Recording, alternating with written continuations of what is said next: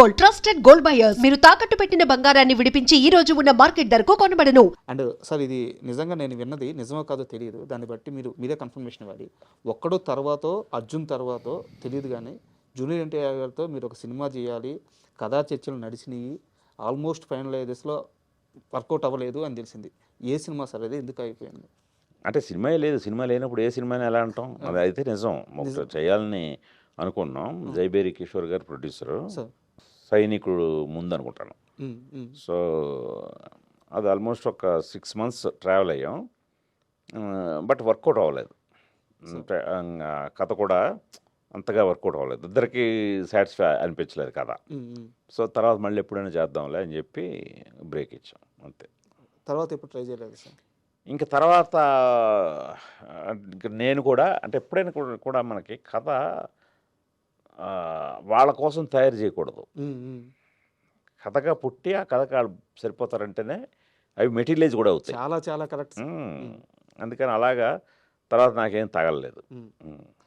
And యాక్చువల్గా మళ్ళీ తోటప్రసాద్ గారే నాకు ఇది చెప్పింది. ఒక్కడు తరువాత మీరు ఏదో ఒక కారు కొన్నారట. మీరు ఆ కారు ఎక్కించుకొని మీరు, మీ టీంలో ఒకరిద్దరు, తోటప్రసాద్ గారు అందరూ వరంగల్ వెళ్ళిపోయి ఒక్కడు తర్వాతే రుద్రందేవి తీయాలని మీరు చాలా ప్రయత్నాలు చేశారంట. అంటే ఒక్కడు తర్వాత దీన్ని పట్టాలు ఎక్కించాలి అని చెప్పేసి ఆ టైంలో. బట్ ఇది వర్కౌట్ అవ్వలేదు, తర్వాత కుదిరింది అని చెప్పారు. ఎందుకు ముందు నుంచి రుద్రందేవి కథ చెప్పాలని అంత బలంగా నిర్ణయించుకున్నారు? కథ లాంటిది, అది నిజమే. అది తను చెప్పింది. ఒక్కడికి ఇమీడియట్గా నెక్స్ట్ సినిమా రుద్రమదేవి అనే అనుకొని కంప్లీట్ టీమ్ తోటి వరంగల్ వెళ్ళడం అన్నీ నిజమే. అదే బాగా. కాకపోతే ఏంటంటే హీరోయిన్ ఓరియంటెడ్ కదా, హీరోయిన్ ఓరియంటెడ్ మీద ఎక్కువ డబ్బు ఖర్చు పెట్టడానికి కోసం వెనకాడారు అందరూ. ఒక మనిషి తనకొచ్చిన విజన్ని నమ్మడం వేరు, ఆ మనిషిని నమ్మి వేరే మనిషి ట్రావెల్ అవ్వడం వేరు. ఇప్పుడు ఉదాహరణకి రుద్రందేవి విషయం తీసుకొస్తే, మీకున్న విజన్ అది, మీరు నమ్మారు, మీరు కష్టపడ్డారు, ఓకే. బట్ మిమ్మల్ని నమ్మి అనుష్క గారు ఆ రేంజ్ కష్టం. అంటే ఈ మధ్య నేను శివ రిలీజ్ అప్పుడు చంద్ర గారిని, శివ సంబంధించిన మేకప్ మ్యాన్ చంద్ర గారిని అందరిని ఇంటర్వ్యూలు చేశాను అనమాట. వాళ్ళందరూ అనుష్క గారి గురించి చెప్తుంటే వాళ్ళందరూ ఎగ్జాంపుల్ చెప్పేది ఒకటే, గుణశేఖర్ సినిమా చూడ, ఆ సినిమాలో ఆమె అసలు ఎంత కష్టపడింది, అనుష్క గారి గురించి అంతకంటే ఏం చెప్పాలి అని చెప్పి అన్నారు. సో అనుష్క గారితో మీ ట్రావెలింగ్ ఆ సినిమా అప్పుడు ఎలా ఉండింది? అదే చాలా. ఇప్పుడు అదే మా నీలిమ కూడా అంటుంటుంది అప్పుడప్పుడు ఈ ప్రమోషన్స్ జరుగుతుంటే, ఆవిడ అలా రూమ్లో కూర్చుని ఉండేది. రోజుకి ఒక 10-15 ఇంటర్వ్యూలు, అసలు మామూలుగా కాదు. ఎక్కడికి వెళ్ళాలన్నా ఎవరిని కాదనేది కాదు. సో చాలా ఓపిక్గా. ఇప్పుడు ఉన్న వాళ్ళకి అసలు ఓపికే లేదు. వాళ్ళు ఒక 2 ఇంటర్వ్యూలకే అలసిపోయి బాబోయ్ ట్రైన్ అయిపోయాం, మళ్ళీ నెక్స్ట్ పెట్టండి అని వెళ్ళిపోతున్నారు. సో ఆవిడని చూసి మొన్నే గుర్తు తెచ్చుకున్నాం. ఏమి విగరస్గా ఆవిడ, మాకు బ్యాటరీ డౌన్ అయిపోయేది కానీ ఆవిడకి అయ్యేది కాదు. సో ప్రమోషన్స్ విషయానికి వస్తే ఇంకా సినిమాలో అయితే చాలా కష్టపడ్డారు ఆవిడ. చాలా హార్స్ రైడింగ్ నేర్చుకున్నారు, కత్తి యుద్ధం. ఆ కత్తి తిప్పి ఆవిడకి ఇక్కడ ప్రాబ్లం కూడా వచ్చేసింది, ఈ ఎముక. అలాగే ఏనుగు మీద కూర్చోవటం మనకు చాలా అందంగా కనబడుతుంది, చాలా చక్కగా రాజసంగా సరదా తీరిపోద్ది, బ్యాక్ బోన్ మొత్తం ఇదైపోద్ది. సో అది కానీ, అలాగే గుర్రం మీద కూర్చొని స్వారీ చేస్తుంటే ఇవన్నీ కూడా చాలా కొట్టుపోతాయండి.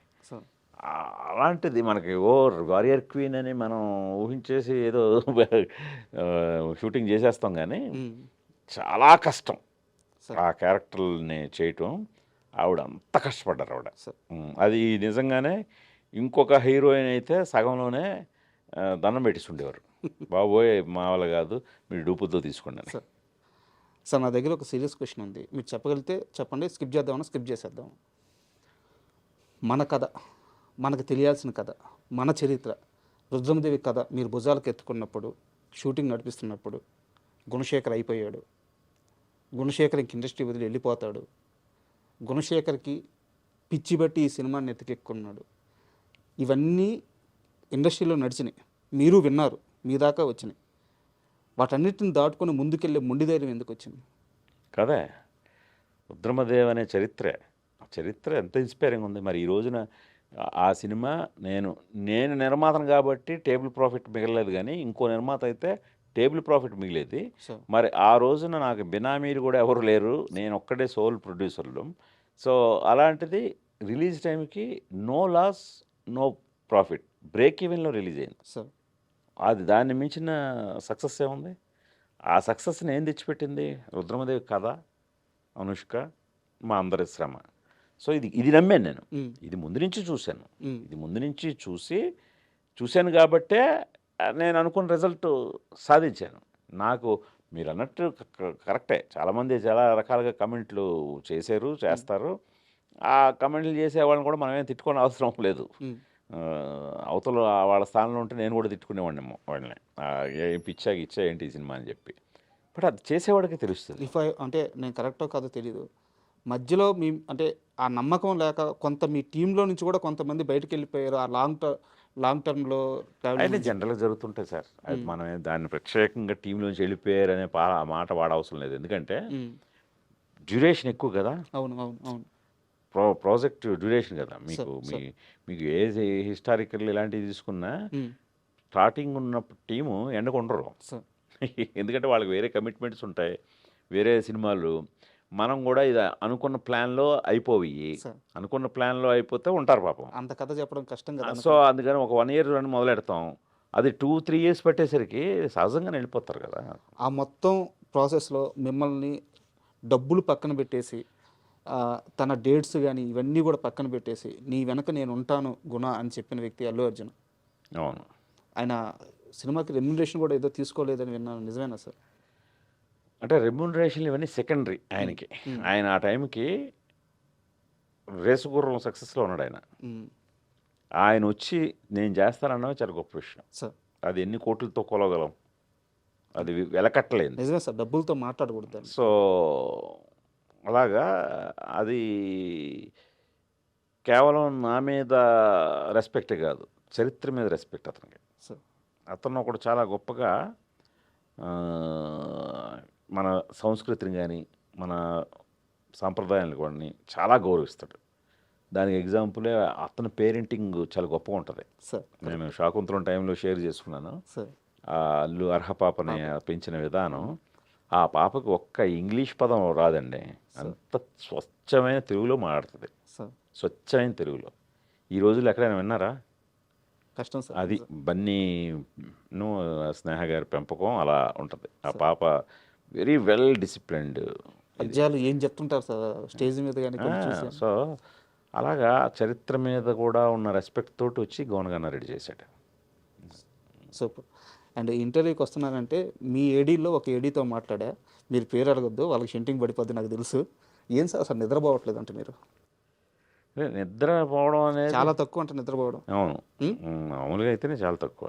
ఎందువల్ల సార్? మీకు డైరెక్టర్నే చైర్లో వచ్చి కూర్చోండి, మీకే తెలుస్తుంది. నేనే కాదు, ఏ డైరెక్టర్ ప్రశాంతంగా నిద్రపోతాడో చెప్పండి. నాకు తెలిసి డైరెక్షన్ అనే వృత్తిలో ఉన్నవాడు ఎవరికి కూడా ప్రశాంతమైన నిద్ర అయితే ఉండదు. అది నేను చెప్పగలను 90%.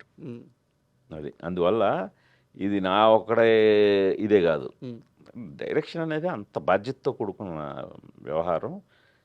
ఎంతమందిని సమాధానపరచాలి, ఎంతమందిని ఎన్ని లాజిక్స్ని మనం అడ్రస్ చేయాలి,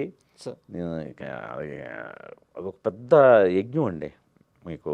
అందుకనే కదా వరల్డ్లోనే మోస్ట్ డిఫికల్ట్ జాబ్ ఏదైనా ఉందంటే ఫిల్మ్ డైరెక్షన్ అంటారు.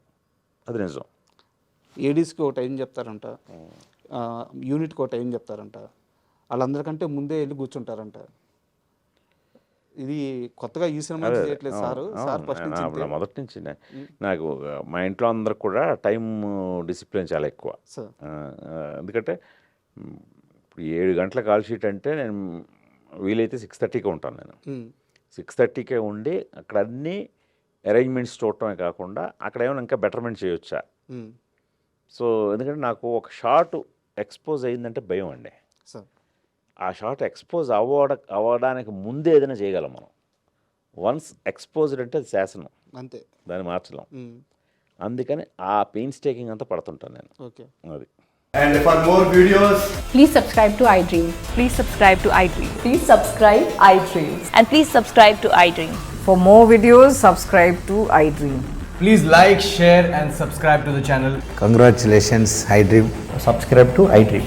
Subscribe to iDream. So subscribe to iDream Media.